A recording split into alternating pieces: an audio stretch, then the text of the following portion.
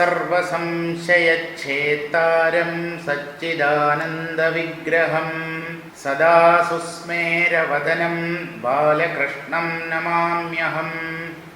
എല്ലാവർക്കും എൻ്റെ വിനീതമായ പ്രണാമം. മായാകാര്യങ്ങളെല്ലാം തന്നെ ജഡങ്ങളാണ്, അവ ദുഃഖദായകങ്ങളുമാണ്. പൂർണ്ണം സുഖദായകം എന്നൊക്കെ തോന്നുന്ന ഈ നശ്വര പദാർത്ഥങ്ങൾ യഥാർത്ഥത്തിൽ കഴമ്പില്ലാത്ത കാഴ്ചകൾ മാത്രമാണ്. കാഴ്ച നമ്മുടെ ഒരു വീക്ഷണം മാത്രമാണ്. ബ്രഹ്മത്തെ തന്നെയാണ് നാം പ്രപഞ്ചമെന്ന് തെറ്റിദ്ധരിക്കുന്നത്. നാമരൂപങ്ങൾ കേവലം ബോധത്തിലെ ഭ്രമങ്ങളാണ്, വസ്തു ബോധം മാത്രം. അതുകൊണ്ട് ഈ പ്രപഞ്ചത്തിന് ആവശ്യത്തിൽ കവിഞ്ഞ പ്രാധാന്യത കൽപ്പിക്കേണ്ട കാര്യമില്ല. ഇവിടെ നടക്കുന്ന സംഭവങ്ങളെ ഓർത്ത് ദുഃഖിക്കുകയോ ഉത്കണ്ഠപ്പെടുകയോ ചെയ്തിട്ട് ഒരു വിശേഷവുമില്ല. ഇല്ല എന്ന് തീരുമാനിക്കൂ. നിസ്സാര ഇതി നിശ്ചയ. യോഗവാസിഷ്ഠത്തിൽ വസിഷ്ഠ മഹർഷി ശ്രീരാമനെ ഉപദേശിക്കുന്ന ഭാഗമുണ്ട്. ഈ പ്രപഞ്ചം അങ്ങേയറ്റം നിസ്സാരമാണ് എന്ന് തീരുമാനിക്കൂ, തുച്ഛമെന്ന് തീരുമാനിക്കൂ. ഇവിടെ വാസ്തവത്തിൽ ഒന്നും സംഭവിക്കുന്നില്ല. വെറും ഇന്ദ്രജാല സദൃശം, സ്വപ്ന സമാനം. സ്വപ്നത്തിൽ എന്ത് തന്നെ സംഭവിച്ചാൽ എന്ത് ഗുണം, എന്ത് ദോഷം, എന്ത് വേണമെങ്കിലും സംഭവിക്കട്ടെ, അത്രയേ ഉള്ളൂ ഈ പ്രപഞ്ചത്തിന്റെ കാര്യത്തിലും. ഇതിനെ ഓർത്ത് ബേജാറാവേണ്ട കാര്യമില്ല. വസ്തുബോധമാണ്. അതാകട്ടെ ആനന്ദഘനവും അനശ്വരവും അതിരറ്റതും ആദ്യന്തങ്ങളില്ലാത്തതുമായ സത്യവസ്തുവാണ്. അതിലെ കേവലം ഭ്രമം മാത്രമാണ് ഈ പ്രപഞ്ചം. ഈ പ്രപഞ്ചത്തിനകത്ത് നാം അനുഭവിക്കുന്ന എന്തും, നമ്മുടെ ജീവിതം, നമ്മുടെ ശരീരം, നമ്മുടെ ബന്ധങ്ങൾ, ബന്ധുക്കൾ, കുടുംബം, ഇതെല്ലാം തന്നെ അങ്ങേയറ്റം ഇല്ലാത്തതാണ് എന്ന് തീരുമാനിച്ചേ പറ്റൂ. അതൊരു നിർബന്ധമാണ്. അങ്ങനെ തീരുമാനിക്കാൻ കഴിയാത്തവൻ, ബാലകൃഷ്ണൻ നായർ സാറിൻ്റെ ഭാഷയിൽ പറഞ്ഞാൽ, പിടഞ്ഞ് മരിക്കേണ്ടി വരും. അവസാനം എല്ലാം വിട്ടുപോകണം. അനുഭവിച്ചതിലൊന്നിലും തൃപ്തി സംഭവിച്ചിട്ടില്ല, ചെയ്തതൊന്നും മതിയായില്ല. ശരീരമാണെങ്കിൽ മരണാസന്നമായി കിടക്കുന്നു. ഇനി എന്തു ചെയ്യാൻ പറ്റും? ആരെ രക്ഷിക്കാൻ പറ്റും? തനിക്ക് മറ്റുള്ളവരെയും രക്ഷിക്കാനില്ല, മറ്റുള്ളവർക്ക് തന്നെയും രക്ഷിക്കാൻ പറ്റുകയില്ല.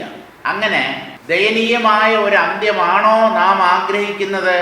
അല്ല എങ്കിൽ എത്രയും പെട്ടെന്ന് ഈ ശാസ്ത്രീയമായ ഈശ്വരതത്വത്തെ അഥവാ ബ്രഹ്മത്തെ നമ്മുടെ ജീവിതത്തിലുടനീളം അകത്തും പുറത്തും കണ്ട് എല്ലാം അതുതന്നെയാണ് എന്ന് തീരുമാനിക്കണം. നമുക്ക് ചിന്താരത്നം തുടരാം. അന്നന്നു ജനിക്കയും അന്നന്നു മരിക്കയും ഇങ്ങനെ പല ജന്മം കഴിഞ്ഞു നമുക്കെടോ.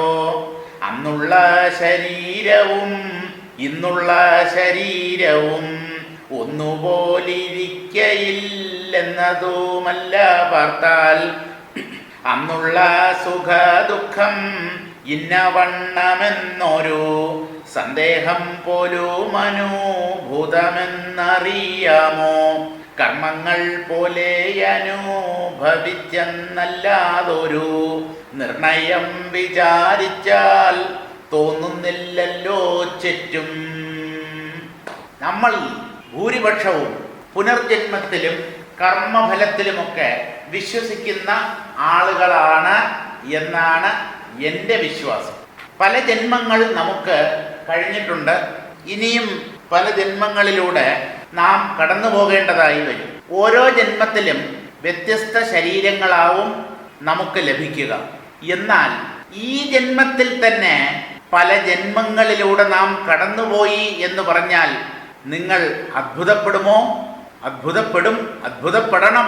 കാരണം നമ്മുടെ അല്പബുദ്ധിക്ക് പിടികിട്ടാത്ത കാര്യങ്ങളാണ് ശാസ്ത്രങ്ങളും ആചാര്യന്മാരും അവതരിപ്പിക്കുന്നത്. ഒരു ജന്മത്തിൽ, അതായത് മാതാപിതാക്കൾക്ക് കുഞ്ഞായി ജനിച്ചു, അവസാനം ആ പ്രാരബ്ധം ക്ഷയിക്കുമ്പോൾ പ്രാണൻ ശരീരത്തെ വിട്ടു പോവുകയും ചെയ്യും, മരണം സംഭവിക്കും. ഇത് ഒരു ജന്മം എന്നാണല്ലോ നാം കരുതിയിരിക്കുന്നത്. അങ്ങനെയല്ല. ഇവിടെ തന്നെ നമുക്ക് പല ജന്മങ്ങളുണ്ട്. പല ജന്മങ്ങൾ എന്ന് പറഞ്ഞാൽ പല പ്രാവശ്യം മരിക്കാതെ പല ജന്മങ്ങൾ ലഭിക്കുകയില്ലല്ലോ. പക്ഷേ നാം ജനിച്ചു കഴിഞ്ഞാൽ ആ അവസാനമുള്ള മരണം അല്ലേ സംഭവിക്കുക? ഇതിൻ്റെ ഇടയ്ക്ക് മരണം സംഭവിക്കുന്നില്ലല്ലോ. പിന്നെ എങ്ങനെ ഇതേ ജന്മത്തിൽ തന്നെ പല ജന്മങ്ങൾ ഉണ്ടായി എന്ന് പറയാൻ കഴിയും എന്ന് ചോദിച്ചാൽ, ഒരു ശരീരത്തെ വിട്ട് വേറൊരു ശരീരം അംഗീകരിക്കുന്നതാണല്ലോ ജന്മം അല്ലെങ്കിൽ പുനർജന്മം എന്നതുകൊണ്ട് ഉദ്ദേശിക്കുന്നത്. നാം ജനിച്ചപ്പോഴുള്ള ശരീരമാണോ ഇന്ന് നമ്മുടെ ഒപ്പമുള്ളത്? എത്ര പരിണാമങ്ങൾ സംഭവിച്ചു കഴിഞ്ഞു. അതിന് നിരന്തരമായി പരിണമിക്കുന്നതാണല്ലോ ശരീരം. അപ്പോൾ പുനർജന്മത്തിന് മരിക്കണം എന്ന് നിർബന്ധമില്ല. ഇനി നമ്മൾ മരിക്കുന്നില്ല എന്ന് നിങ്ങൾക്ക് എങ്ങനെ ഉറപ്പിച്ചു പറയാൻ കഴിയും? ഓരോ ഗാഠനിദ്രയും മരണത്തിന് തുല്യമാണ്. മരണത്തിൽ മറ്റൊരു ശരീരത്തിലാണ് നാം ഉണരുന്നതെങ്കിൽ ഉറക്കത്തിൽ നിന്ന് ഉണരുന്നത് അതേ ശരീരത്തിൽ തന്നെയായിരിക്കും. ആ ഒരു വ്യത്യാസമേ ഉള്ളൂ. രണ്ടിടത്തും എന്താണ് സംഭവിക്കുന്നത് എന്നുള്ളതിനെ കുറിച്ച് നാം അജ്ഞരാണ്. ഓരോ ഉറക്കവും കഴിഞ്ഞ് അടുത്ത ദിവസം ആരംഭിക്കുന്നത്, ഉണർന്നെഴുന്നേൽക്കുന്നത് പുതിയ ജന്മമാണ്. ഇതിനൊരു തുടർച്ചയുണ്ട് എന്ന് കരുതുന്നത് നമ്മൾ മണ്ടന്മാരായതുകൊണ്ട്. എല്ലാം തുടച്ചു നീക്കപ്പെടുന്നു. പ്രപഞ്ചവും ശരീരവും ഞാനെന്ന ഭാവവും സർവ്വതും തുടച്ചു നീക്കപ്പെടുന്ന ഒരനുഭവമാണല്ലോ ഈ സുഷുപ്തി അല്ലെങ്കിൽ ഗാഠനിദ്ര എന്ന് പറയുന്നത്. അതിനും മരണത്തിനും തമ്മിൽ എന്താ വ്യത്യാസം? വീണ്ടും എല്ലാം പുതിയതായി തെളിഞ്ഞു വരുന്നു അടുത്ത പ്രഭാതത്തിൽ അല്ലേ? നേരത്തെയുള്ള ശരീരത്തിൽ തന്നെ ഉണർന്നെഴുന്നേൽക്കുന്നത് കൊണ്ട് അത് അടുത്ത ജന്മമാണ് എന്ന് പറഞ്ഞാൽ നമുക്ക് അംഗീകരിക്കാൻ അല്പം ബുദ്ധിമുട്ടുണ്ടാവും. പക്ഷേ തുടച്ചു നീക്കപ്പെടുന്നു എന്നുള്ളത് മരണത്തിലും സുഷുപ്തിയിലും ഒരുപോലെ സംഭവിക്കുന്നതാണല്ലോ. അന്നന്ന് ജനിക്കയും അന്നന്ന് മരിക്കയും ഇങ്ങനെ പല ജന്മം കഴിഞ്ഞു നമുക്കടോ. ഓരോ ദിവസവും നാം സുഷുപ്തിയിൽ പ്രവേശിച്ച് അടുത്ത ദിവസം ഉണർന്നു വരുമ്പോൾ ആ ഉണർന്നു വരിക എന്നുള്ളത് പുനർജന്മമാണ്. സുഷുപ്തിയിൽ പ്രവേശിക്കുക എന്നുള്ളത് മരണവുമാണ്. ഇങ്ങനെ ദിവസേന നാം സുഷുപ്തിയിൽ പ്രവേശിക്കുകയും പിന്നീട് അതിൽ നിന്ന് ഉണർന്നെഴുന്നേറ്റ് വരികയും ചെയ്യുന്നത് കൊണ്ട് നാം ഓരോ ദിവസവും ജനിച്ചു മരിക്കുന്നു എന്ന് പറയുന്നതാവും ശരി.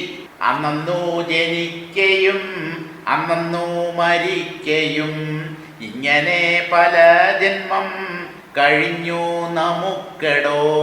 നമ്മൾ ഓരോരുത്തർക്കും ഇങ്ങനെ ഓരോ ദിവസവും ജനന മരണങ്ങൾ സംഭവിക്കുന്നു. എന്താ അങ്ങനെ പറയുന്നത്? അന്നുള്ള ശരീരവും ഇന്നുള്ള ശരീരവും ഒന്നുപോലിരിക്കയില്ലെന്നതുമല്ല പാർത്താൽ. അന്നുള്ള ശരീരം, ഉദാഹരണത്തിന് നമ്മൾ സ്കൂൾ വിദ്യാർത്ഥിയായി കഴിഞ്ഞപ്പോഴുണ്ടായിരുന്ന ശരീരമാണോ ഇപ്പോൾ 45-50 വയസ്സിലുള്ളത്? അന്ന് നമ്മുടെ ശരീരത്തിലുണ്ടായിരുന്ന ഒരൊറ്റ കോശം പോലും ഇപ്പോഴുള്ള നമ്മുടെ ശരീരത്തിലില്ല. പിന്നെ എങ്ങനെ പറയാൻ പറ്റും ആ ശരീരം തന്നെയാണ് ഈ ശരീരമെന്ന്? തികച്ചും മാറിക്കഴിഞ്ഞു. പഴയ ശരീരത്തിലുള്ള ഒന്നും ഈ ശരീരത്തിലില്ല. അപ്പോ അത് പുനർജന്മം പോലെയല്ലേ പരിഗണിക്കപ്പെടേണ്ടത്? അന്നുള്ള ശരീരവും ഇന്നുള്ള ശരീരവും ഒന്നുപോലിരിക്കയില്ല എന്നതുമല്ല. അതുമാത്രമല്ല, ഇനിയും ഓരോ ദിവസവും ജനനമരണം സംഭവിക്കുന്നു എന്നുള്ളതിന് മറ്റൊരു യുക്തി കൂടെ പറയാം. പാർത്താൽ, ഒന്ന് ചിന്തിച്ചു നോക്കിയാൽ, അന്നുള്ള സുഖ ദുഃഖം ഇന്നവണ്ണമെന്നൊരു സന്ദേഹം പോലും അനുഭൂതമെന്നറിയാമോ? പണ്ട് നാം അനുഭവിച്ച സുഖദുഃഖങ്ങളെ ഇപ്പോൾ ഓർമ്മിക്കാനോ അല്ലെങ്കിൽ അതുപോലെ അനുഭവിക്കാനോ ഇപ്പോൾ പറ്റുമോ? പറ്റില്ല. സുഖദുഃഖങ്ങളുടെ ഓർമ്മ പോലും മാഞ്ഞു പോകുന്നുണ്ടല്ലോ. അപ്പോൾ ശരീരം പൂർണ്ണമായി പരിണാമത്തിന് വിധേയമാകുന്നു. മനസ്സും പരിണമിച്ചു കഴിഞ്ഞു. പഴയതൊക്കെ മറന്നുപോയി. പ്രത്യേകിച്ചും ഈ വാർദ്ധക്യകാലത്തിൽ പഴയ കാര്യങ്ങൾ പെട്ടെന്ന് മറക്കും. വളരെ കൊച്ചിലുള്ള, കുഞ്ഞായിരിക്കുമ്പോഴുള്ള ആ കാര്യങ്ങളാവും വ്യക്തമായി ഓർമ്മയിൽ തെളിഞ്ഞു വരിക. ഇന്ന് രാവിലെ ബ്രേക്ക്ഫാസ്റ്റിന് എന്താണ് കഴിച്ചത് എന്ന് ചോദിച്ചാൽ ഓർമ്മയില്ല. ഇതാണല്ലോ ഡിമെൻഷ്യ എന്ന് പറയുന്ന രോഗം. മറന്നുപോവുക, അടുത്തിടെ നടന്ന കാര്യങ്ങൾ മറന്നുപോവുക. ഇനി ഇങ്ങനെയുള്ള രോഗം ബാധിച്ചില്ലെങ്കിലും നമ്മുടെ ജീവിതത്തിൽ നടന്നതും നാം അനുഭവിച്ചതുമായ എല്ലാ കാര്യങ്ങളും നമുക്ക് ഓർത്തെടുക്കാൻ പറ്റുന്നുണ്ടോ? ഇല്ല. പ്രകൃതി മായ്ച്ചു കളയും. വിസ്മരണം അഥവാ മറവി എന്ന് പറയുന്നത് ദൈവം നമുക്ക് കനിഞ്ഞ് അനുഗ്രഹിച്ചിട്ടുള്ള ഒരു കാര്യമാണ്. അല്ലാതെ ഈ പഴയതൊക്കെ ഓർമ്മിച്ചുകൊണ്ടിരുന്നാൽ നമ്മുടെ ജീവിതം നരകത്തെക്കാളും ഭീകരമായിരിക്കും. മറക്കപ്പെടേണ്ടത് ആവശ്യം തന്നെയാണ്. സത്യത്തെ മറന്നു പോകാതിരുന്നാൽ മതി. മറ്റുള്ളതിനെയൊക്കെ എന്തിന് ഈ മനസ്സിൽ സൂക്ഷിച്ചു വെക്കണം? നയാ പൈസയ്ക്ക് പ്രയോജനമില്ലാത്ത ചപ്പുചവറുകൾ ഇതെന്തിനാണ് നമ്മുടെ ബുദ്ധിയിൽ അടുക്കി സൂക്ഷിച്ച് ഭദ്രമാക്കി വെക്കുന്നത്? അതിൻ്റെ ആവശ്യമില്ല. അപ്പോൾ ശരീരവും പൂർണ്ണമായി മാറിക്കഴിഞ്ഞു. പണ്ട് നാം അനുഭവിച്ച സുഖദുഃഖങ്ങൾ ഒന്നും ഇന്ന് ഓർമ്മയില്ല. എന്തൊക്കെ സുഖം അല്ലെങ്കിൽ എന്തൊക്കെ ദുഃഖം, എന്തൊക്കെ വേദനകൾ അനുഭവിച്ചു എന്നുപോലും നമുക്ക് കൃത്യമായി ഓർമ്മിച്ചെടുക്കാൻ പറ്റുന്നില്ല. ഇതെല്ലാം തന്നെ പുനർജന്മം നമുക്ക് സംഭവിച്ചു എന്നുള്ളതിൻ്റെ തെളിവല്ലേ? കർമ്മങ്ങൾ പോലെ അനുഭവിച്ചെന്നല്ലാതൊരു നിർണയം വിചാരിച്ചാൽ തോന്നുന്നില്ലല്ലോ. ചെറ്റും എന്ന് പറഞ്ഞാൽ ചെറ്റാന്നല്ല, അല്പം പോലും എന്നാണ് അർത്ഥം. കുറച്ചുപോലും, അല്പം പോലും നമ്മൾ ചെയ്ത കർമ്മങ്ങളെ ഒന്ന് വിശകലനം ചെയ്ത് നോക്കൂ. എന്തൊക്കെയാണ് നമ്മൾ ഈ ജീവിതത്തിൽ ജനിച്ചതിന് ശേഷം, ഓർമ്മ വച്ചതിന് ശേഷം കാട്ടിക്കൂട്ടിയിട്ടുള്ളത്? കൃത്യമായി ഓർമ്മിക്കാൻ പറ്റുമോ? എന്തൊക്കെയോ ചെയ്തതുപോലെ തോന്നി. ഇപ്പോൾ ആ ഭൂതകാലത്തിലേക്ക് ഒന്ന് കണ്ണോടിച്ചാൽ ഒക്കെ സ്വപ്നം പോലെ. അല്ലാതെ മറ്റെന്താണ്? നിങ്ങൾ പറയൂ. നമ്മുടെ ജീവിതത്തിൽ നാം അനുഭവിച്ച സുഖദുഃഖങ്ങളും മറ്റനുഭവങ്ങളും എല്ലാം ഇപ്പോൾ ഈ സെക്കൻഡിൽ നിന്ന് നാം ഓർമ്മിക്കുകയാണെങ്കിൽ ഒരു സ്വപ്നത്തിൽ അനുഭവിച്ച അനുഭവങ്ങൾക്കും നമ്മുടെ ജീവിതത്തിൽ കടന്നുപോയ അനുഭവങ്ങൾക്കും തമ്മിൽ എന്താണ് ഭേദം? ഒരു വ്യത്യാസവുമില്ല. ഞാൻ അനുഭവിച്ചു എന്നുള്ളത് ഒരു പ്രത്യയമോ വിശ്വാസമോ ആയി നമ്മുടെ ഉള്ളിൽ തങ്ങി നിൽക്കുന്നു. ഞാൻ ഈ ജീവിതത്തിൽ അനുഭവിച്ചു, അത് നമ്മുടെ ഒരു ഭ്രമം മാത്രമാണ്. സ്വപ്നാനുഭവങ്ങൾക്കും പൂർവകാല അനുഭവങ്ങൾക്കും തമ്മിൽ കാര്യമായ വ്യത്യാസമൊന്നുമില്ല. അപ്പോൾ ഒന്ന് ആലോചിച്ചാൽ ഈ കർമ്മങ്ങൾ പോലും നിരർത്ഥകങ്ങൾ. എന്തൊക്കെയോ ചെയ്തു, എന്തിന്? ഈ ചോദ്യത്തിന് ഉത്തരമില്ല. കുടുംബത്തെ പോറ്റാനും കുട്ടികളെ വളർത്തി വലുതാക്കുവാനും ഒക്കെ പണം ആവശ്യമാണ്. അതുകൊണ്ട് ഒരു ജോലി സമ്പാദിച്ചു, കുറെ കാലം സർവീസിലിരുന്നു, ഇപ്പോൾ പെൻഷൻ വാങ്ങിച്ചുകൊണ്ട് കഴിയുന്നു. ഒന്ന് ആലോചിച്ചാൽ ഇതൊക്കെ എന്തിന്? എന്തെങ്കിലും അർത്ഥമുണ്ടോ ഈ ജീവിതത്തിന്? ഒന്നുമില്ല. അതാണ് ആലോചിച്ചാൽ കർമ്മങ്ങൾ പോലും വെറും ഭ്രമങ്ങളായിരുന്നു എന്ന് തീരുമാനിക്കാൻ കഴിയും. ഈ ജീവിതം ഒരു മായാഭ്രമമാണ്. വാസ്തവത്തിൽ ഇവിടെ ഒന്നിനും ഒരർത്ഥവുമില്ല. അർത്ഥമുള്ളത് ബ്രഹ്മം മാത്രമാണ്. അതിനെ ഒട്ടറിയാൻ നാം ശ്രമിക്കുന്നുമില്ല. സാരം വായിക്കാം. ദിവസവും ജനിച്ചും മരിച്ചും പല ജന്മങ്ങൾ നമുക്ക് കഴിഞ്ഞിട്ടുണ്ട്. അന്നുള്ള ശരീരം പോലെയല്ല ഇന്നുള്ള ശരീരം എന്ന് ചിന്തിച്ചാൽ അറിയാനാകും. അന്നുള്ള സുഖദുഃഖം ഇന്ന പ്രകാരം എന്നത് ഇന്നറിയാൻ സാധിക്കുമോ? പണ്ട് അനുഭവിച്ച സുഖദുഃഖങ്ങളെ അതുപോലെ ഈ സെക്കൻഡിൽ നമുക്ക് അനുഭവിക്കാൻ പറ്റുമോ? അത് കടന്നുപോയില്ലേ? കഴിഞ്ഞ കാലമല്ലേ അത്, ഭൂതകാലം.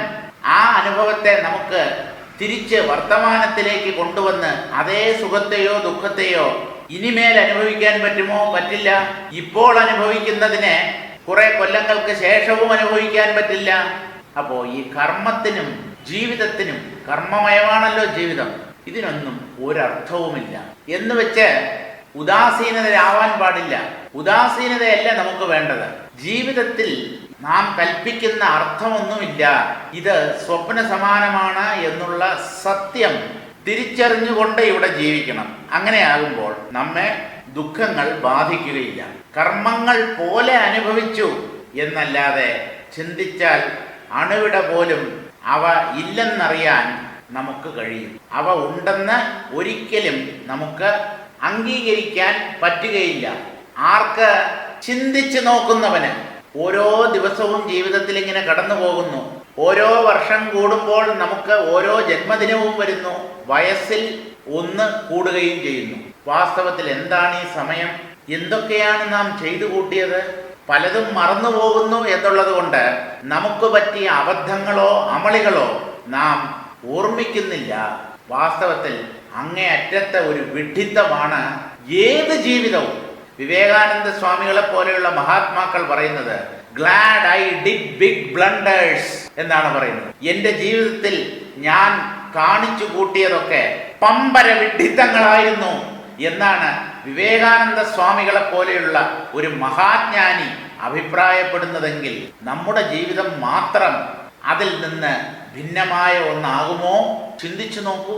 ഇനിമേൽ ജന്മമുണ്ടോ ഇല്ലയോ എന്നും പുനരെങ്ങനെ ജനിക്കുന്നു എന്നും കാണുന്നില്ലാരും.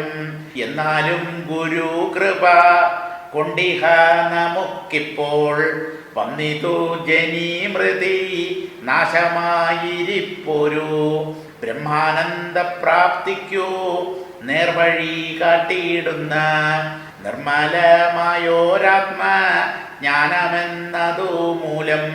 പല ജന്മങ്ങളിലൂടെ കടന്നു വന്നവരാണ് നാം എന്നുള്ളത് അംഗീകരിക്കാം. ഇനി നമുക്ക് ജന്മമുണ്ടോ? ഏതൊക്കെ ശരീരങ്ങളാവും നാം ഇനി സ്വീകരിക്കുക, അല്ലെങ്കിൽ ഇനി ജനിക്കുകയില്ലയോ? ഇതൊക്കെ നമുക്ക് തീരുമാനിക്കാൻ കഴിയുന്ന വിഷയങ്ങളാണോ? ഇനിമേൽ ജന്മമുണ്ടോ ഇല്ലയോ എന്നും പുനരെങ്ങനെ ജനിക്കുന്നുവെന്നും കാണുന്നില്ല ആരും. ഇനി തനിക്കൊരു ഭാവി ജന്മമുണ്ടോ അല്ലെങ്കിൽ ഇല്ലേ? എങ്ങനെയാണ് ആ ഭാവി ജന്മം എനിക്കുണ്ടാകുന്നത്? ഈ കാര്യങ്ങളൊന്നും ആരും അറിയുന്നില്ല. കണ്ടതിന് സത്യമെന്ന് ഒരു മോഹ വലയത്തിൽപ്പെട്ട് സകല ജീവികളും ഇവിടെ ജീവിക്കുന്നു. മനുഷ്യനും അതിനൊരു അപവാദമല്ല. ഇങ്ങനെയൊക്കെ ആണെങ്കിലും ഗുരുകൃപ കൊണ്ടിഹ നമുക്കിപ്പോൾ വന്നിതു ജനിമൃതി നാശമായിരിപ്പോരു ബ്രഹ്മാനന്ദ പ്രാപ്തിക്കു നേർവഴി കാട്ടിയിടുന്ന നിർമ്മലമായൊരാത്മജ്ഞാനം എന്നതുമൂലം. ഇങ്ങനെ ഒന്നും അറിയാത്ത അജ്ഞാനികളായി നാം കഴിയുന്നുവെങ്കിലും എന്തോ ആ ശ്രീഗുരുവിൻ്റെ കൃപ കൊണ്ട്, അനുഗ്രഹം കൊണ്ട് നമുക്കിപ്പോൾ സംഭവിച്ചിരിക്കുന്നു. എന്താ? ജനിമൃതി നാശമായിരിപ്പോരു ജനന മരണങ്ങളെ ഇല്ലാതാക്കുന്ന ബ്രഹ്മാനന്ദ പ്രാപ്തിക്കു നേർവഴി കാട്ടിയിടുന്ന മോക്ഷസ്ഥിതി. അത് തന്നെയാണ് ബ്രഹ്മാനന്ദം.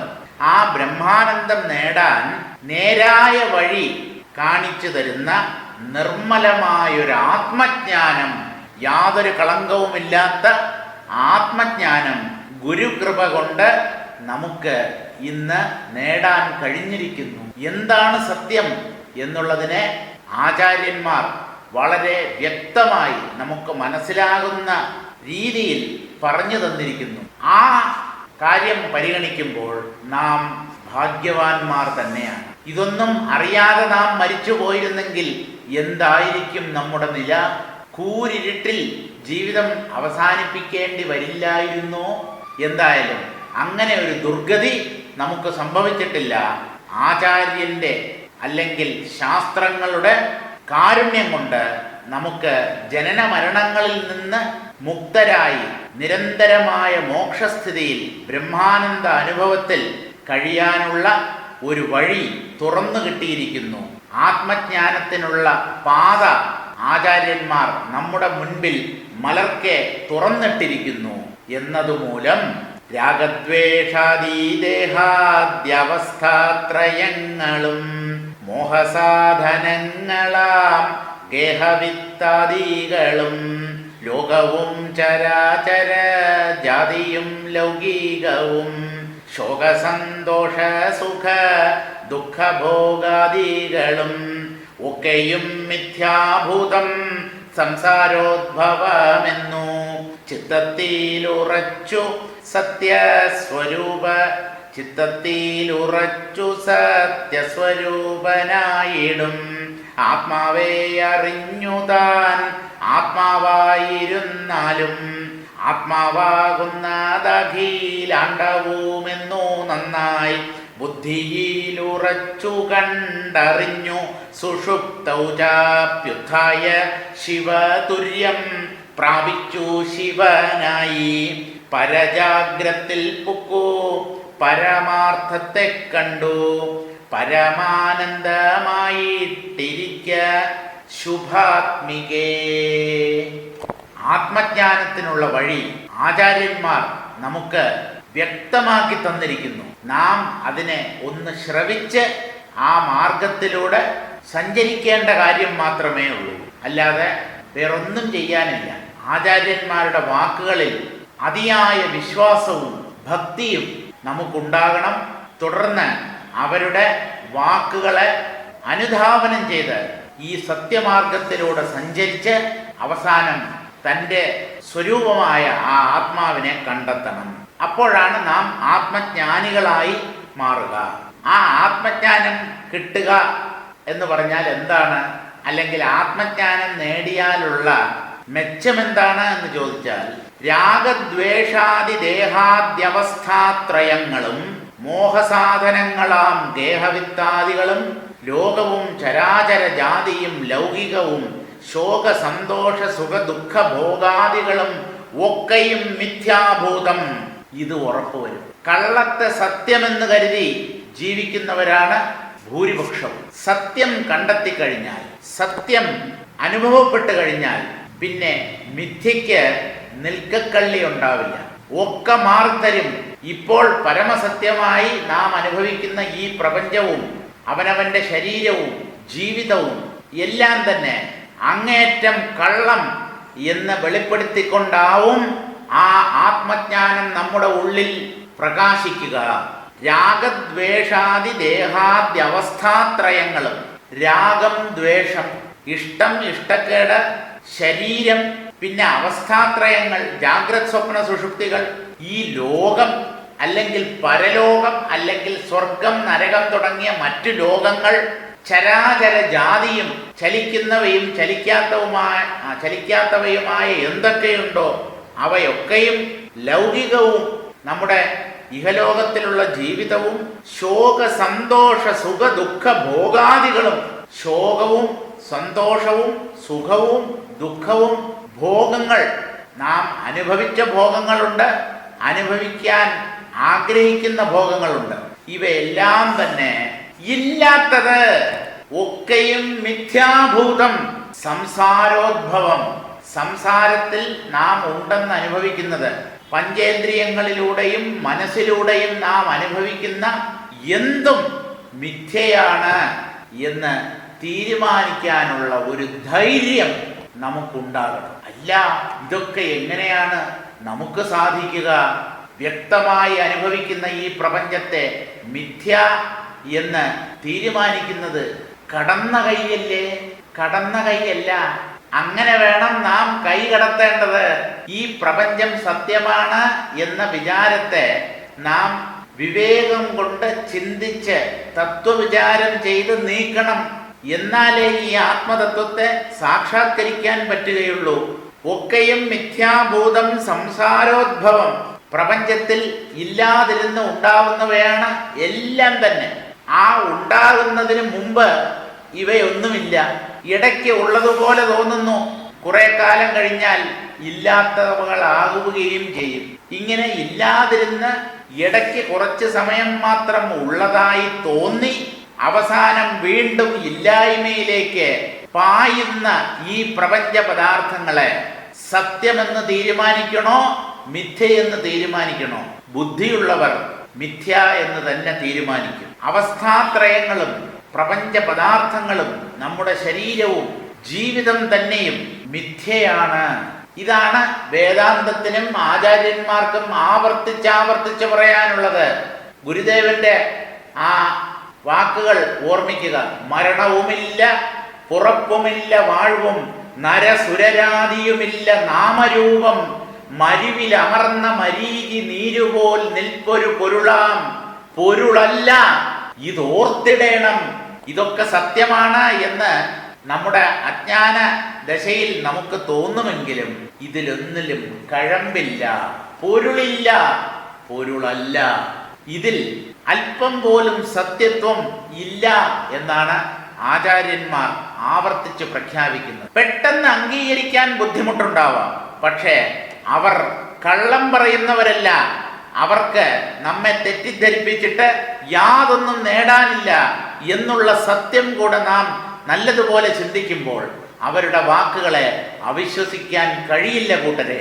അവര് പറഞ്ഞതിനപ്പുറം ഇവിടെ ഒരു സത്യമില്ല, ഒന്നുമില്ല രമേശ്.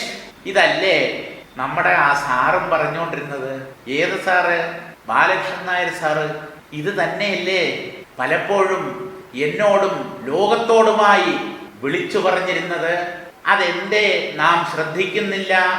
അങ്ങനെ ശ്രദ്ധിക്കാൻ പറ്റാത്ത വിധത്തിൽ അത്രയും വലിയ മഹാപാപം നാം എന്താണ് ചെയ്തത്? അത്ര നികൃഷ്ട ജീവികളാണോ നാം? പട്ടിയെയും പൂച്ചയെയും പരുന്തിനെയും തവളയെയും എലിയെയും പാമ്പിനെയും പോലെ വിവേകശൂന്യരായ ജീവികളാണോ ഈ മനുഷ്യർ? ഒന്ന് ആലോചിച്ചു നോക്കൂ. ബുദ്ധിയുള്ളവരല്ലേ, വിവരവും വിദ്യാഭ്യാസവും ഉള്ളവരല്ലേ? വിവരാവകാശ നിയമ വകുപ്പുകൾ അനുസരിച്ച് പല വിവരങ്ങളും പല വകുപ്പുകളിൽ നിന്നും നാം നേടാൻ ശ്രമിക്കുന്നില്ലേ?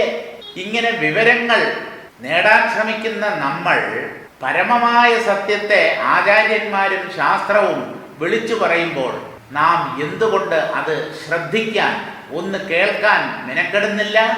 മായ എന്നല്ലാതെ മറ്റൊരുത്തരം പറയാനില്ല. എന്തായാലും ഈ പ്രപഞ്ചം അങ്ങേയറ്റം ഇല്ലാത്തത് തന്നെയാണ്. ഒക്കെയും മിഥ്യാഭൂതം സംസാരോദ്ഭവമെന്ന് ചിത്തത്തിലുറച്ച് ഇതങ്ങോട്ട് ചിന്തിക്കും തോറും സത്യം ഇത് തന്നെ എന്ന് തെളിഞ്ഞു വരും. ഈ വേദാന്തത്തിന്റെ ഒരു മഹത്വമാണിത്. മറ്റൊരു ശാസ്ത്രത്തിനും ഇങ്ങനെയുള്ള ഒരു സവിശേഷതയില്ല. എത്ര കണ്ട് ഈ വേദാന്ത ശാസ്ത്രത്തെ, ആ ശാസ്ത്രത്തിൽ പറയപ്പെട്ടിട്ടുള്ള കാര്യങ്ങളെ നിങ്ങൾ ചിന്തിച്ചു നോക്കുന്നുവോ? ആ ശാസ്ത്രം പരമസത്യമാണ് എന്ന് തന്നെ നാം തീരുമാനിക്കും. മറ്റൊരു തീരുമാനത്തിലെത്താൻ നമുക്ക് കഴിയുകയില്ല. ഇങ്ങനെ പ്രപഞ്ചത്തിന്റെ മിഥ്യാത്വവും ആത്മാവിന്റെ സത്യത്വവും ഉള്ളിൽ ദിനം പ്രതി ഉറച്ചുറച്ചുറച്ചു വരണം. ചിത്തത്തിൽ ഉറച്ച് ഈ ഉറപ്പ് നേടിയാൽ സത്യസ്വരൂപനായിടും ആത്മാവെ അറിഞ്ഞ്, സത്യസ്വരൂപൻ അദ്ദേഹം മാത്രമേ ഉള്ളൂ. മറ്റുള്ളതൊക്കെ ഭ്രമം.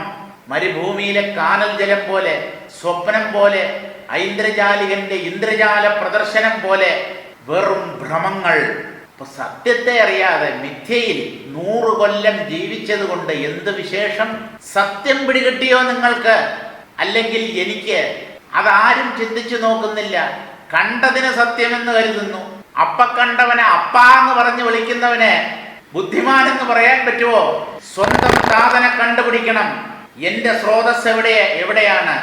ഏത് അധിഷ്ഠാനത്തിൽ നിന്നാണ് ഈ ഞാനെന്ന ഭാവം പൊന്തിയത്? എന്റെ അച്ഛനെ ഞാൻ തിരിച്ചറിയണം. ആരാണ് നമ്മുടെയൊക്കെ അച്ഛൻ? പരമാത്മാവ്, ഈശ്വരൻ. തന്തയാരെന്നറിയാതെ ജീവിച്ചിട്ട് വല്ല കാര്യമുണ്ടോ ഇവിടെ?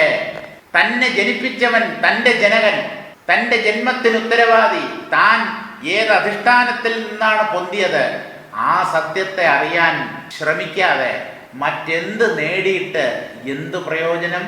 ആത്മാവെ അറിഞ്ഞ് താൻ ആത്മാവായിരുന്നാലും ആത്മാവിനെ അറിഞ്ഞു കഴിഞ്ഞാൽ അതിൽ നിന്ന് ഒരു വ്യതിചലനം ഒരിക്കലും സംഭവിക്കില്ല. കാരണം അത് മാത്രമാണ് സത്യം. മറ്റുള്ളതെല്ലാം കള്ളം. കള്ളത്തിന്റെ പുറകെ അറിവുള്ള ആരെങ്കിലും പോകുമോ? ആത്മാവായിരുന്നാലും ആത്മാവിനെ അറിഞ്ഞ് താൻ ആത്മാവായിരുന്നാലും ആത്മാവിനെ അറിയുന്നവൻ ആത്മാവായി തീരും എന്നാണ് ഉപനിഷത്തിന് പറയാനുള്ളത്. ബ്രഹ്മവിത് ബ്രഹ്മൈവ ഭവതി. ഇങ്ങനെ ആത്മാവിനെ അറിയുന്നതിലൂടെ ആത്മാവായി സ്ഥിതി ചെയ്യൂ നിങ്ങൾ. ആത്മാവാകുന്നത് അഖിലാണ്ടവുമെന്ന്, ആ ആത്മാവ് തന്നെയാണ് ഈ അനന്തകോടി ബ്രഹ്മാണ്ടങ്ങളും എന്ന് നന്നായി ബുദ്ധിയിൽ ഉറച്ച്, ആദ്യമായി ഇത് ബുദ്ധിയിൽ ഉറയ്ക്കട്ടെ.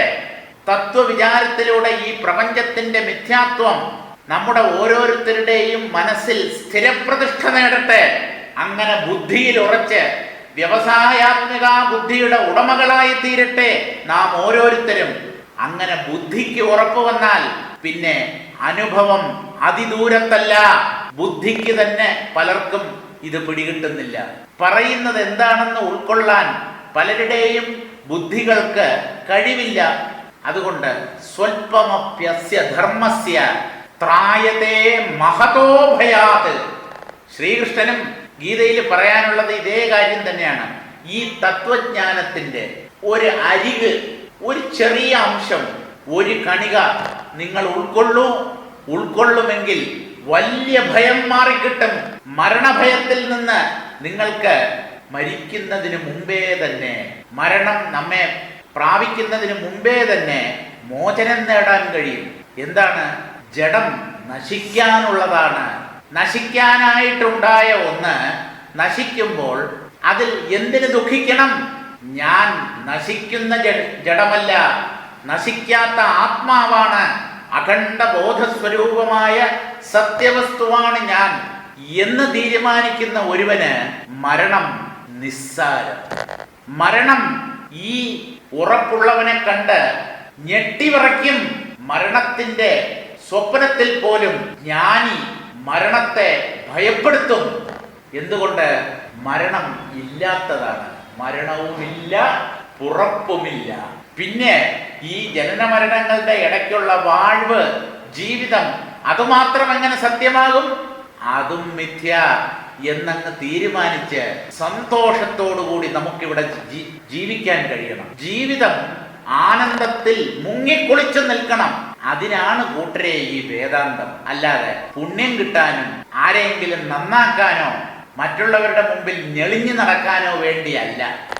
അവനവൻ ആനന്ദമായി ഇവിടെ ജീവിക്കാനുള്ള ഒരു സാഹചര്യം ഉണ്ടാക്കി തരുന്നത് ഈ വേദാന്ത ജ്ഞാനമാണ്.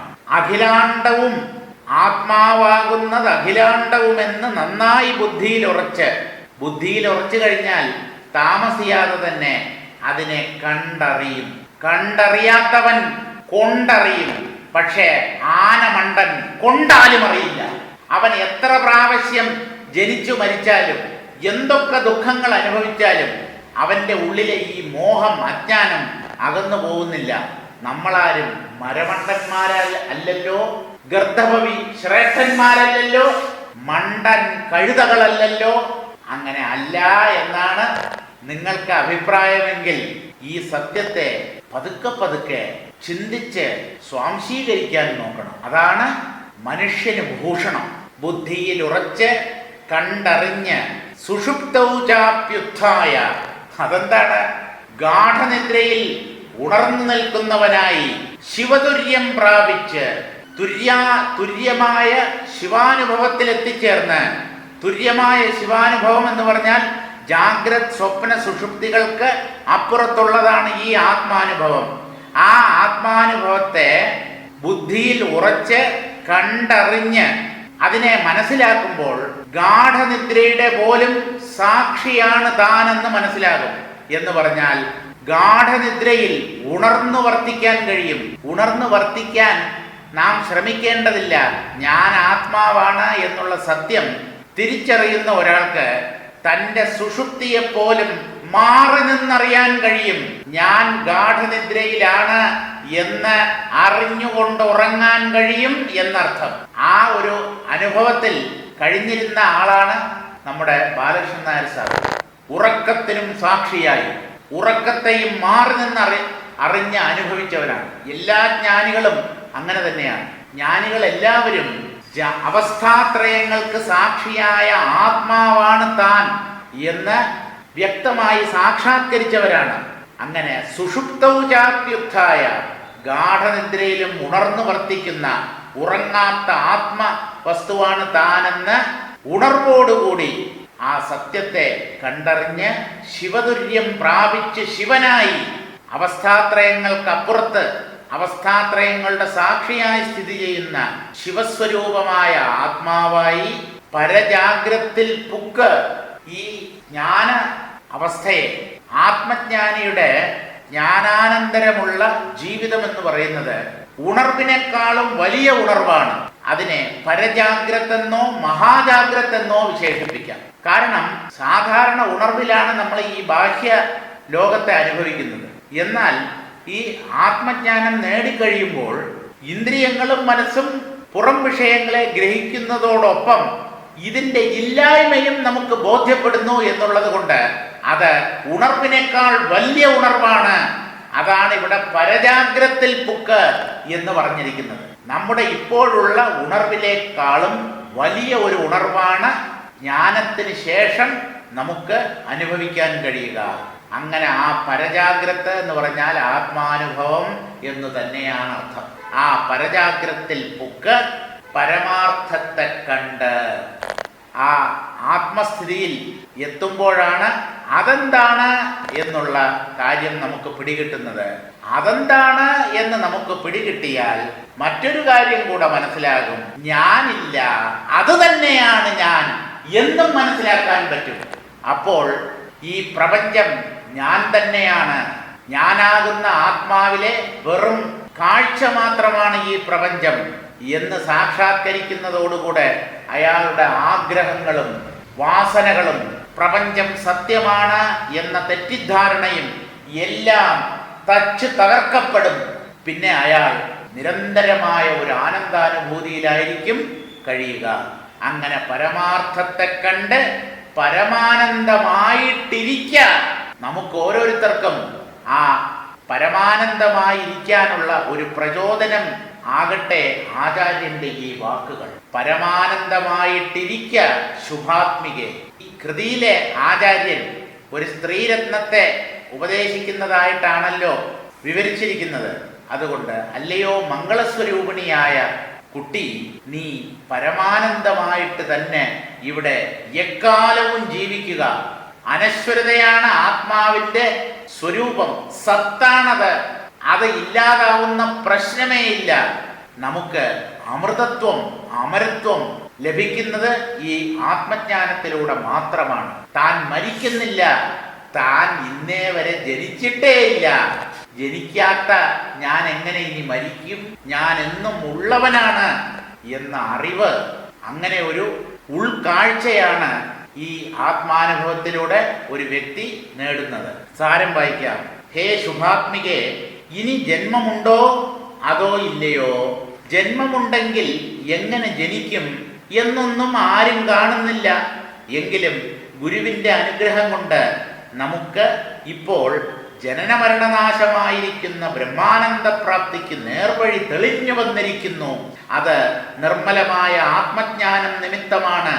രാഗാദിദോഷങ്ങളും ദേഹം തുടങ്ങിയ അവസ്ഥാത്രയങ്ങളും മോഹസാധനങ്ങളായ ഗൃഹം, ധനം തുടങ്ങിയവയും മോഹസാധനങ്ങളാം ഗേഹവിത്താദികളും വീട്, കുടുംബം, പണം, ലോകവും ഈ ലോകവും ചരാചരങ്ങളും പ്രപഞ്ചത്തിലുള്ള പദാർത്ഥങ്ങളും എല്ലാം തന്നെയും ലോകവും ചരാചരങ്ങളും ഭൗതികമായ ശോകവും സന്തോഷവും സുഖദുഃഖങ്ങളായ ഭോഗാദികളും എല്ലാം തന്നെ മിഥ്യാഭൂതം എന്നും സംസാരത്തെ ഉണ്ടാക്കുന്നതെന്നും ചിത്തത്തിൽ നന്നായി ഉറച്ച് സത്യസ്വരൂപനാകുന്ന ആത്മാവിനെ അറിഞ്ഞ് ഞാൻ ആത്മാവായിരുന്നാലും ആത്മാവാകുന്നത് അഖിലാണ്ടമാണ് എന്ന് നല്ലതുപോലെ ചിന്തിച്ച് ബുദ്ധിയിൽ ഉറപ്പിച്ച് സ്വയം കണ്ടറിഞ്ഞ് സുഷുപ്ത്യാദികൾ നിവർത്തിച്ച് തുര്യനില പ്രാപിക്കണം. പല കാര്യങ്ങൾ ഇവിടെ ചെയ്യാനുണ്ട് എന്ന് കരുതണ്ട.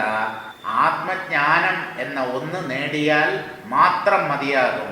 മറ്റുള്ളതൊക്കെ സ്വാഭാവികമായി സംഭവിച്ചുകൊള്ളും. ആത്മജ്ഞാനം നേടാനായിരിക്കണം നമ്മുടെ ശേഷിച്ച ജീവിതം. ഇതുവരെ എങ്ങനെ ജീവിച്ചു അതൊക്കെ കളയൂ. കഴിഞ്ഞത് കഴിഞ്ഞു. ഇനിയിപ്പോൾ അതിനെ ഒന്ന് ഓർത്ത് ദുഃഖിച്ചിട്ട് കാര്യമില്ല. അതൊക്കെ പോയി, കടന്നു പോയില്ലേ. ഇനിയിപ്പോൾ അവിടെ ചെന്ന് അതിനെ ഒന്നും നേരാക്കാൻ പറ്റത്തില്ല. ഭൂതകാലത്തിൽ സഞ്ചരിക്കാൻ നമ്മുടെ കയ്യിൽ സമയയന്ത്രമൊന്നുമില്ലല്ലോ. ടൈം മെഷീൻ ഉണ്ടോ? കടന്നത് കടന്നുപോയി. ഇനിയുള്ള നമ്മുടെ ജീവിതം, ഇപ്പോൾ മുതൽ ഇനി അങ്ങോട്ടുള്ള ജീവിതം ഈ ആത്മജ്ഞാനം നേടാൻ ആയിരിക്കണം നാം ചെലവഴിക്കേണ്ടത്. അങ്ങനെ തുര്യനില പ്രാപിക്കണം. ഈ നിലയാണ് വിദേഹമുക്താവസ്ഥയായ ശിവലയം. ശിവനിൽ ലയിക്കുന്ന അവസ്ഥയാണ്. ആരാ ലയിക്കുന്നത്? ഇല്ലാതിരുന്ന ജീവഭാവം. കള്ളം എന്ന് പറഞ്ഞാൽ തന്നെ ഇല്ലാത്തതാണ്. ഇല്ലാത്തത് ലയിക്കുന്നു എന്ന് പറഞ്ഞാൽ അതിന് ഒരർത്ഥമേ ഉള്ളൂ, ഇല്ലാത്തത് ഇല്ലാത്തതാണെന്ന് പിടികിട്ടുന്നു. അത് തന്നെയാണ് ജീവന്റെ ബ്രഹ്മത്തിലുള്ള അല്ലെങ്കിൽ ശിവസ്വരൂപത്തിലുള്ള വിലയം എന്ന് പറയുന്നത്. തുര്യനില കടന്ന് തുര്യാതീത നിലയാണ് ജ്യോതിസിൽ ലയം പ്രാപിക്കുന്നത്. അതൊക്കെ എന്തോ ആയിക്കോട്ടെ, തുര്യം, തുര്യാതീതം, വിദേഹമുക്തി, അതൊന്നും എന്താണ് എന്ന് നമ്മുടെ ഈ ചെറിയ ബുദ്ധി കൊണ്ട് ചിന്തിച്ച് മനസ്സിലാക്കാനൊന്നും നമ്മൾ മെനക്കെടണ്ട. തുര്യനില, അതിൻ്റെ അപ്പുറത്ത് തുര്യാതീതം എന്നൊക്കെ അവസ്ഥകളുണ്ട് എന്ന് പറയുന്നു. നമുക്കതൊന്നുമല്ല വേണ്ടത്. നമുക്ക് സത്യം പിടികിട്ടണം. മറ്റുള്ളതൊക്കെ വഴിയേ വന്നോളും. അപ്രകാരം തുര്യനില പ്രാപിച്ച് ശിവനായി തുര്യ ജാഗ്രത്തിൽ ചെന്ന് ചേർന്ന് പരമാർത്ഥത്തെ കണ്ട് പരമാനന്ദമായി കഴിയുക. തുര്യ ജാഗ്രത എന്ന് പറഞ്ഞാൽ ആത്മജ്ഞാനിയുടെ നില തന്നെയാണ് തുര്യജാഗ്രത. അതെന്താണ് എന്നൊന്നും ചിന്തിച്ച് മനസ്സിനെ വിഷമിപ്പിക്കേണ്ട. സത്യത്തെ കണ്ടെത്തി കഴിഞ്ഞാൽ എല്ലാം വ്യക്തമാകും. പരമാർത്ഥത്തെ കണ്ട് പരമാനന്ദമായി കഴിയാനാണ് ആചാര്യൻ നമ്മോട് അവസാനമായി ഉപദേശിക്കുന്നത്. അങ്ങനെ 62ാമത്തെ ശീർഷകവും അവസാനിച്ചു. ബ്രഹ്മാനന്ദം എന്നായിരുന്നു ആ ശീർഷകത്തിൻ്റെ പേര്. ഇനി 63ാമത്തെ ശീർഷകമാണ് നമുക്ക് വായിക്കേണ്ടത്. അതിൻ്റെ പേര് ചിന്താരത്നം എന്ന് പേരിടുന്നു എന്നാണ്. ഉപദേശമൊക്കെ അവസാനിച്ചു, പറയേണ്ടതൊക്കെ പറഞ്ഞു തീർത്തു. നാം വേണ്ട പോലെ കേട്ടുവോ? ആചാര്യന്റെ വാക്കുകളെ പിന്തുടരാനുള്ള സന്മനസ് നമുക്കുണ്ടോ എന്നുള്ളതാണ് ഇനി അവശേഷിക്കുന്ന ചോദ്യം. എല്ലാം പറഞ്ഞു കഴിഞ്ഞു, ഒന്നുപോലും വിട്ടുപോകാതെ വളരെ തെളിച്ചത്തോടുകൂടി, വ്യക്തതയ്ക്ക് ഒരല്പം പോലും കുറവ് സംഭവിക്കാതെ കാര്യങ്ങൾ അവതരിപ്പിച്ചു കഴിഞ്ഞു. ഇനി ഈ 63ാമത്തേതും അവസാനത്തേതുമായ ശീർഷകത്തിൽ എന്താണ് പറയുന്നത്? ചിന്താരത്നം എന്ന് ഈ കൃതിക്ക് പേരിടുകയാണ്. സാധാരണ ഒരു കുഞ്ഞ് ജനിച്ചു കഴിഞ്ഞാൽ കുറച്ച് ദിവസങ്ങൾക്കുള്ളിൽ ആ കുഞ്ഞിന് നമ്മൾ പേരിടാറുണ്ട്. നാമകരണം എന്നാണ് പറയുന്നത്. ഇവിടെ പറയേണ്ടതൊക്കെ പറഞ്ഞ് അവസാനിപ്പിച്ചതിന് ശേഷം അവസാനം ഈ കൃതിക്ക് ചിന്താരത്നം എന്ന് പേരിടുന്നു. എന്തുകൊണ്ട് ഇങ്ങനെ ഒരു പേര് ആചാര്യൻ നിർദ്ദേശിക്കുന്നു? അതിൻ്റെ പുറകിലുള്ള യുക്തി എന്താണ്? അതിൻ്റെ പുറകിൽ എന്ത് സാങ്കത്യമാണുള്ളത്? വേറെ എന്തെങ്കിലും പേര് ഇടാൻ പാടില്ലായിരുന്നോ ആചാര്യന്? ഈ ചിന്താരത്നം എന്ന പേര് തന്നെ എന്തിന് അദ്ദേഹം ഈ കൃതിക്കിട്ടു? ആ കാര്യം വ്യക്തമാക്കുകയാണ് ഈ ശീർഷകത്തിൽ. മംഗലശീലേ ബാലേ നിനക്കു ബോധിപ്പാനായി ഇങ്ങനെ ചൊന്നേൻ പരിഭാഷയായി ആത്മതത്വം എന്നുടെ ഗുരുവരൻ തന്നുടെ കാരുണ്യത്താൽ നന്നു സമസ്തരും ബോധിച്ചു വഴി പോലെ സമ്മതിക്കണം അതിനായഹം ഗുരുവരം പിന്നെയും മുഹുർമുഹുരഞ്ജലി ചെയ്തിടുന്നേൻ ഭാഷയെന്നോർത്തു നിന്ദാ ഭാവത്തെ തേടിയിടൊല കാവ്യനാടകാദികൾ ധരിച്ച മഹാജനം യോഷമാർക്കറിവാനായി കൊണ്ടു ഞാൻ ചുരുക്കമായി ഭാഷയായുര ചെയ്തേൻ ക്ഷമിക്ക സമസ്തരും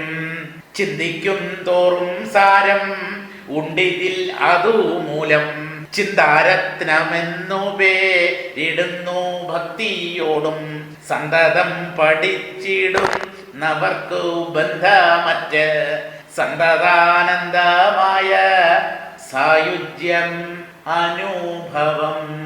മംഗലശീലേ ബാലേ, നീ മംഗളസ്വരൂപിണിയാണ്. നിന്നെക്കാളും മാംഗല്യമുള്ള മറ്റൊരു സ്ത്രീയും ഈ ഭൂമുഖത്ത് ഉണ്ടാവാൻ സാധ്യതയില്ല. കാരണം ഈ സത്യത്തെ കേൾക്കണം എന്നുള്ള ആഗ്രഹത്തോടുകൂടി, മുമുക്ഷുത്വത്തോടുകൂടി എന്നോട് തത്വത്തെക്കുറിച്ച്, ആത്മതത്വത്തെക്കുറിച്ച് നീ ചോദിച്ചുവല്ലോ. മാത്രമല്ല, ഞാൻ പറഞ്ഞ എൻ്റെ വാക്കുകളെ സശ്രദ്ധം നീ കേട്ടുവല്ലോ. കേട്ട് അതിനെ നീ നല്ലതുപോലെ മനസ്സിലാക്കിയല്ലോ. അതിൽ എനിക്ക് വളരെയധികം സന്തോഷമുണ്ട്.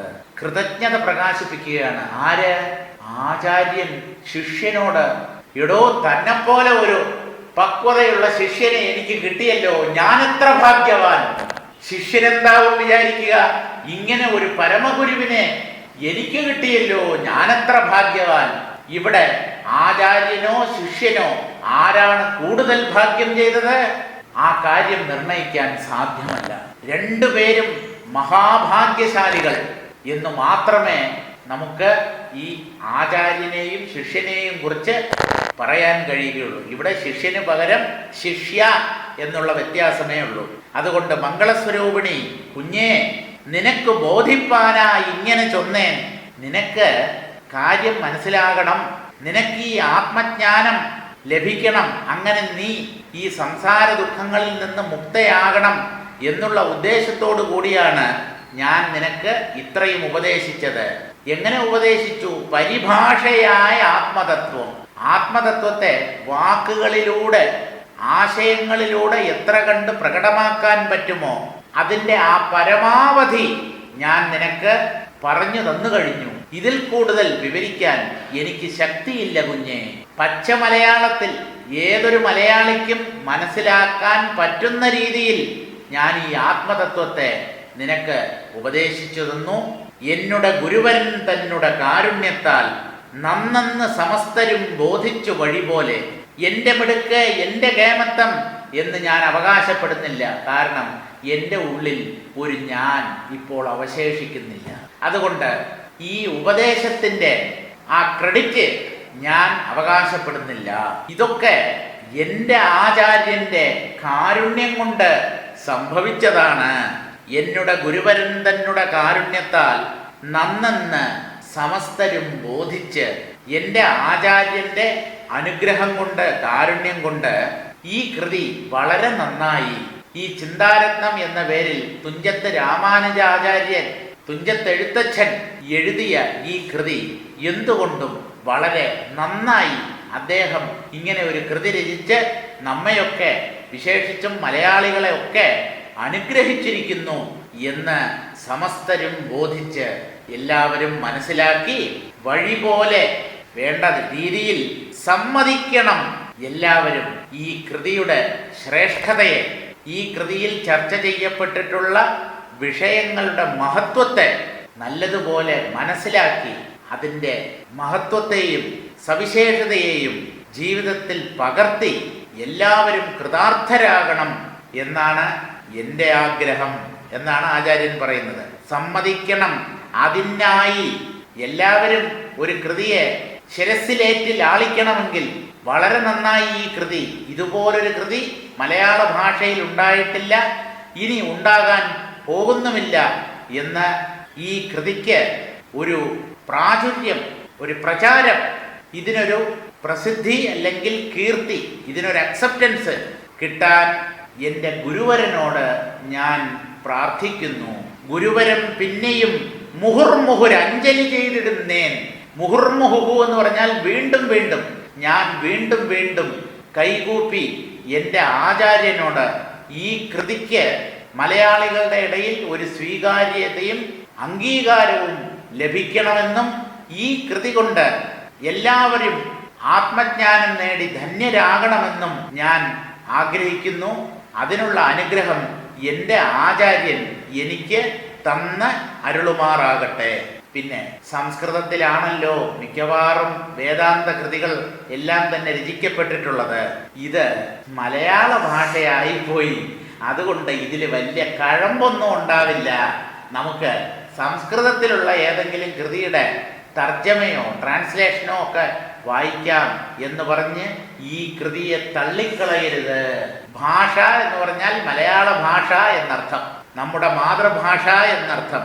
ഭാഷയെന്നോർത്ത് നിന്ദാഭാവത്തെ തേടിയിടല, ഇത് നിസ്സാരമാണ് എന്ന് തള്ളിക്കളയരുത്. ഉപനിഷത്തുകളിൽ, സംസ്കൃത കൃതികളിൽ, പ്രകരണ ഗ്രന്ഥങ്ങളിൽ, ഉപനിഷത്തുകളിൽ പറയപ്പെട്ട അതേ കാര്യത്തെ തന്നെയാണ് പച്ച മലയാളത്തിൽ ഞാൻ അവതരിപ്പിച്ചിട്ടുള്ളത്. അതുകൊണ്ട് ഇതിനോട് ഒരു അവജ്ഞ ആർക്കും തോന്നേണ്ട കാര്യമില്ല. ഇതിനെ ആരും വില കുറച്ച് കാണുകയും വേണ്ട. കാവ്യനാടകാദികൾ ധരിച്ച മഹാജനം, കാവ്യവും നാടകവും ഒക്കെ പഠിച്ചവരാണല്ലോ നമ്മുടെ സമൂഹത്തിലുള്ളവർ. അവർ ഈ പച്ച മലയാളത്തിലുള്ള ഈ കൃതിയെ വില കുറച്ച് കാണാതിരിക്കട്ടെ. ഇത് പ്രധാനമായും രചിച്ചത് സ്ത്രീകൾക്ക് ആത്മജ്ഞാനം ലഭിക്കാൻ വേണ്ടിയാണ്. അതെന്താ? സ്ത്രീകളോട് ഒരു പക്ഷപാതം ആചാര്യന്. സ്ത്രീകൾ എന്ന് പറഞ്ഞാൽ വിശേഷ ബുദ്ധിയില്ലാത്തവർ, വിവേകഹീനർ നമ്മളൊക്കെ ഒരർത്ഥത്തിൽ സ്ത്രീകൾ തന്നെയാണ്. ഇവിടെ ഒരു ശിഷ്യയെ മുൻനിർത്തി ഒരു ശിഷ്യയ്ക്ക് ഉപദേശിക്കുന്നതായിട്ടാണ് ഈ കൃതി രചിക്കപ്പെട്ടിട്ടുള്ളത്. അതായത് അത്യന്തം ചപല മനസ്സുകളോടുകൂടിയ സ്ത്രീകൾക്ക് പോലും മനസ്സിലാകുന്ന രീതിയിൽ എഴുതപ്പെട്ട ഒരു കൃതിയാണിത്. യോഷമാർക്കറിവാനായിക്കൊണ്ട്, യോഷ യോഷിത്ത് എന്നൊക്കെ പറഞ്ഞ സംസ്കൃതത്തിൽ സ്ത്രീ എന്നർത്ഥം. ഈ സ്ത്രീകൾക്ക് നല്ലതുപോലെ മനസ്സിലാകാൻ വേണ്ടി ഞാൻ ചുരുക്കമായി, വളരെ വിശദമായിട്ടൊന്നും പറയാൻ എനിക്ക് കഴിഞ്ഞിട്ടില്ല, ചുരുക്കി ആ സാരം മാത്രമാണ് ഞാൻ അവതരിപ്പിച്ചത്. ഭാഷയായി ഉര ചെയ്തേൻ, പച്ച മലയാളത്തിൽ എഴുതിയാൽ എല്ലാവർക്കും പ്രയോജനപ്പെടുമല്ലോ എന്ന് കരുതി മലയാളത്തിൽ ഞാൻ ഈ കൃതി രചിച്ചു. അതൊരു തെറ്റായി പോയെങ്കിൽ ക്ഷമിക്ക സമസ്തരും, നിങ്ങളെല്ലാവരും എന്നോട് പൊറുക്കണം. നോക്കൂ, എത്ര ഒരു വിനയവും ഭക്തിയുമാണ് ആചാര്യന്. ഞാനൊരു മഹാകാര്യം ചെയ്തു എന്നുള്ള അഹങ്കാരത്തിന്റെ തരി പോലുമില്ല ആചാര്യ മനസ്സിൽ. ഞാൻ ഈ കൃതി എഴുതിയത് ഒരു തെറ്റായി പോയി എന്ന് നിങ്ങൾക്ക് ആർക്കെങ്കിലും അഭിപ്രായമുണ്ടെങ്കിൽ ദയവായി എന്നോട് ക്ഷമിക്കുക. മറ്റാര് പറയും ഇങ്ങനെ? ഞാൻ കാണിച്ചത് ഒരു സാഹസമായി പോയി, അതിക്രമമാണ് ഇദ്ദേഹം ഈ ഗ്രന്ഥരചനയിലൂടെ നടത്തിയത് എന്ന് നിങ്ങൾക്ക് ആർക്കെങ്കിലും അഭിപ്രായമുണ്ടെങ്കിൽ ദയവായി എന്നോട് പൊറുക്കുക, ക്ഷമിക്കുക.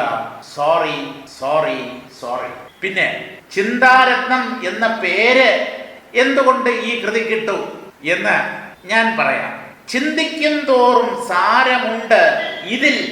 ഈ കൃതിയെ നിങ്ങൾ എത്ര പ്രാവശ്യം ആവർത്തിച്ച് വായിക്കുന്നുവോ, എത്ര കണ്ട് ഇതിനെ മനനം ചെയ്യുന്നുവോ, ഇതിൻ്റെ ഉള്ളിൽ നിന്ന് അർത്ഥങ്ങളുടെ ഒരു ശേഖരം പുറത്തേക്ക് വരുന്നതായി നിങ്ങൾക്കറിയാൻ പറ്റും. വാക്കുകളിൽ ഒതുങ്ങുന്നതല്ല അർത്ഥം എന്ന് പറയുന്നത്. ആവർത്തിച്ച് വായിക്കും തോറും ചിന്തിക്കും തോറും പുതിയ പുതിയ അർത്ഥങ്ങൾ, ആത്മാവിനെ കുറിച്ച് നമുക്ക് വ്യക്തമാകാതിരുന്ന പല തലങ്ങളും മറമാറി പ്രകാശിക്കും. ചിന്തിക്കും തോറും സാരം ഉണ്ട് ഇതിൽ, അതുമൂലം ചിന്താരത്നം എന്നു പേരിടുന്നു. രത്നം ഖനികളിൽ നിന്ന് കുഴിച്ചെടുക്കപ്പെടുന്നവയാണല്ലോ.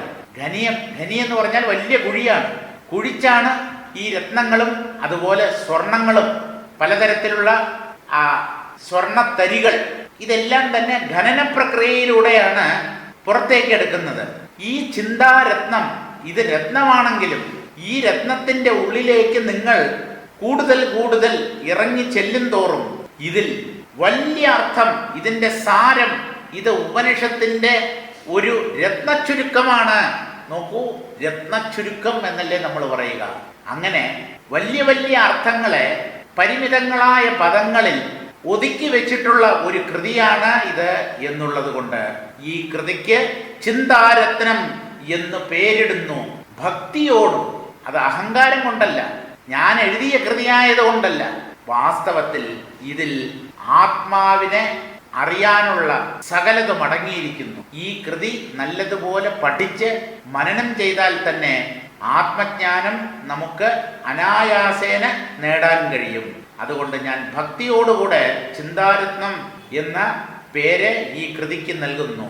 സന്തതം പഠിച്ചിടുന്നവർക്ക് ബന്ധമറ്റ സന്തതാനന്ദമായ സായുജ്യം അനുഭവം.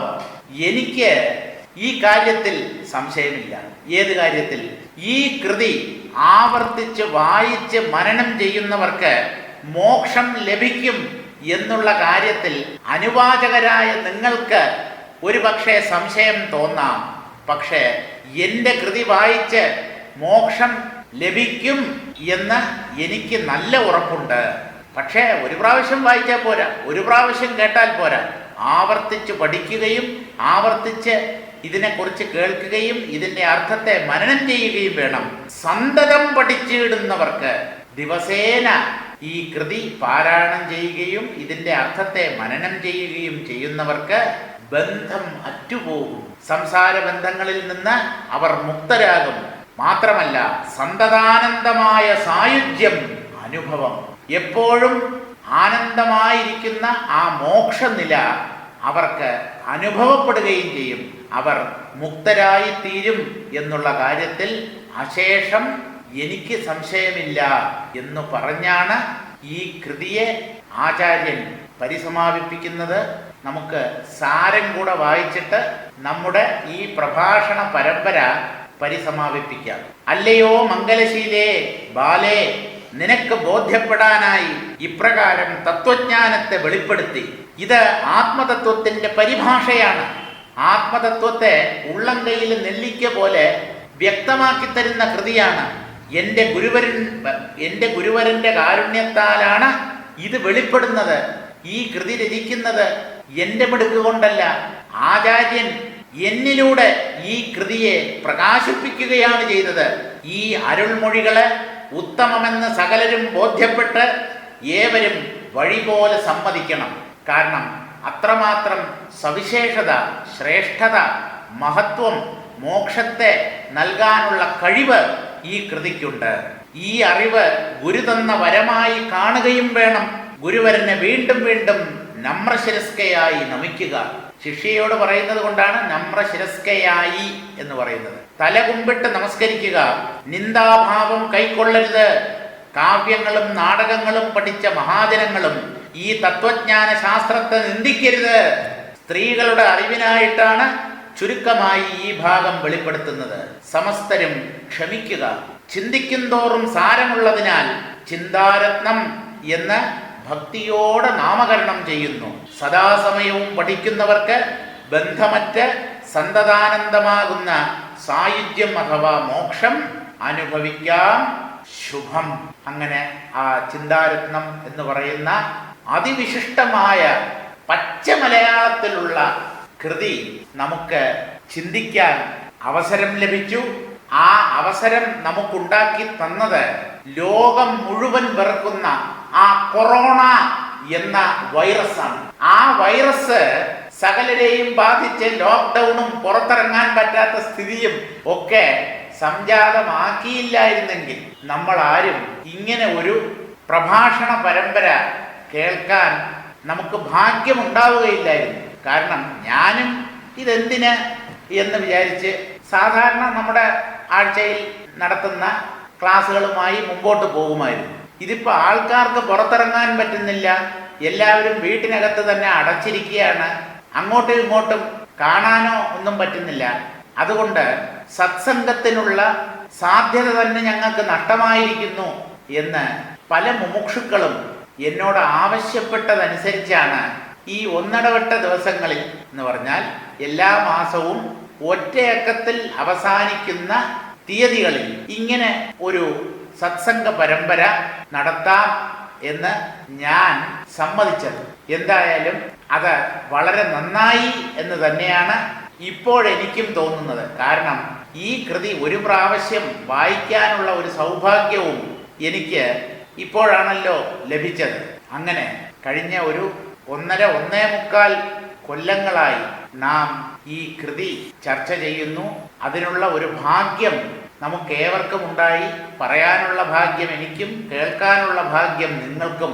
ഗുരുകാരണവന്മാരുടെ സർവേശ്വരന്റെ പരമാത്മാവിന്റെ കാരുണ്യം കൊണ്ട് സിദ്ധിച്ചു എന്ന് തന്നെ പറയണം.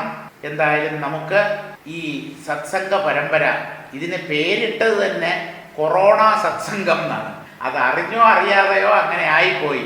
കൊറോണ കൊണ്ട് നമുക്ക് കിട്ടിയ സത്സംഗമായിരുന്നല്ലോ. അതുകൊണ്ട് കൊറോണ സത്സംഗം എന്നുള്ള പേരിലാണ് നമ്മൾ ഈ പ്രഭാഷണ പരമ്പര ആരംഭിച്ചത്. സത്സംഗം ഒരിക്കലും അവസാനിക്കുന്നില്ല, അവസാനിക്കരുത്. സത്യമായിട്ടുള്ള സംഘം എന്നും നമുക്കുണ്ടാകണം. സത്തിനെ മറന്ന്, ആത്മാവിനെ മറന്നൊരു ജീവിതം ഒരു സെക്കൻഡ് പോലും നാം ഇവിടെ കഴിയരുത്. അത് നമ്മെ സർവനാശത്തിലേക്ക് തള്ളിവിടും. അനന്തമായ സംസാര ചക്രത്തിൽ നാം കറങ്ങി നടക്കേണ്ടതായി വരും. എന്തായാലും അങ്ങനെയുള്ള ഒരു ദുസ്ഥിതി ഈ ചിന്താരത്നം കേട്ട് കഴിഞ്ഞ ആർക്കും തന്നെ ഉണ്ടാവുകയില്ല എന്നുള്ള ഉറപ്പ് എനിക്കുണ്ട്. അതുകൊണ്ട് ഈ കൃതിയിൽ പറഞ്ഞ കാര്യങ്ങളെ ആവർത്തിച്ച് മനനം ചെയ്യുക. നമ്മൾ ആരും മരിക്കുന്നില്ല. ഈ പ്രപഞ്ചം സത്യമല്ല. ഒരേ ഒരു അഖണ്ഡ ബോധസ്വരൂപനായ ആത്മാവ് മാത്രമേ ഇവിടെ ഉള്ളൂ. ഇത് എപ്പോഴും ബുദ്ധിയിൽ സൂക്ഷിക്കുക. ഇതിനെ മറന്നു പോകുമ്പോൾ നിങ്ങളെ ദുഃഖവും മായയും പിടികൂടും. ഇത് നിങ്ങളുടെ ഉള്ളിൽ പ്രകാശിച്ചു നിൽക്കുന്നുവെങ്കിൽ, ഇതിലെ ആശയങ്ങൾ നിങ്ങളുടെ ഉള്ളിൽ മറന്നുപോകാതെ നിൽക്കുന്നുവെങ്കിൽ നിങ്ങളെ മായയും പിടികൂടില്ല, നിങ്ങളെ ദുഃഖങ്ങൾ ബാധിക്കുകയുമില്ല. നിരന്തരമായ ആനന്ദത്തിനുള്ള മാർഗം സത്യ അനുസന്ധാനം മാത്രമാണ്. ആ സത്യാനുസന്ധാനത്തിന് ഈ കൃതി പ്രയോജനമായി എന്നുള്ള ഉത്തമ വിശ്വാസം എനിക്കുണ്ട്. നിങ്ങൾക്കും അങ്ങനെ ഒരു വിശ്വാസം ഉണ്ടാകണം. സത്സംഗം അവസാനിക്കുന്നില്ല എന്ന് ഞാൻ പറഞ്ഞു. നമ്മുടെ പ്രഭാഷണ പരമ്പര ഇനി ഉണ്ടാവില്ല എന്ന് പറഞ്ഞാൽ അടുത്ത ദിവസം അല്ലെങ്കിൽ അടുത്ത ദിവസങ്ങളിൽ ഉണ്ടാവില്ല. ഇനിയും ഈ സത്സംഗ പരമ്പര തുടരുമോ എന്നുള്ള കാര്യം എനിക്ക് തന്നെ പറയാൻ കഴിയുന്നില്ല. എന്തായാലും നമ്മൾ ഇവിടെ താത്കാലികമായി ഈ പ്രഭാഷണ പരമ്പര അവസാനിപ്പിക്കുന്നു എന്ന് മാത്രം പറയാൻ ഞാൻ ആഗ്രഹിക്കുന്നു. നമുക്കേവർക്കും ഈ ജന്മത്തിൽ തന്നെ തത്വവിചാരത്തിലൂടെ നമ്മുടെ തന്നെ സ്വരൂപമായ ആത്മാവിനെ കണ്ട് ആത്മാനന്ദം അനുഭവിക്കുന്നവരായിട്ട് സുഖകരമായ ഒരു ജീവിതം നയിച്ച് ഈ ശരീരത്തെ ഒരു പഴന്തുണി കീറിക്കളയുന്ന അല്ലെങ്കിൽ വലിച്ചെറിയുന്ന ലാഘവത്തോടുകൂടെ ഉപേക്ഷിക്കാൻ കഴിയണം. അതാണ് ജ്ഞാനം കൊണ്ടുള്ള അന്തിമമായ ലാഭം. ഈ ശരീരം ഞാനല്ല, എനിക്ക് മരണമില്ല, ഞാൻ അനശ്വരമായ ആത്മതത്വമാണ്. ഈ ഒരു അറിവ് നമുക്കേവർക്കും ലഭിക്കട്ടെ. അതിനുള്ള അനുഗ്രഹം മഹർഷിമാരും ഉപനിഷത്ത് കർത്താക്കളുമായ മഹാത്മാക്കളും സർവേശ്വരനും ആചാര്യനായ ശ്രീമാൻ ബാലകൃഷ്ണൻ നായർ സാർ അവർകളും. അപ്പോൾ ഇങ്ങനെ പലതുണ്ടല്ലേ, പലരുടെയും അനുഗ്രഹം നമുക്കുണ്ടാകട്ടെ എന്നാണല്ലോ താങ്കൾ പറയുന്നത്.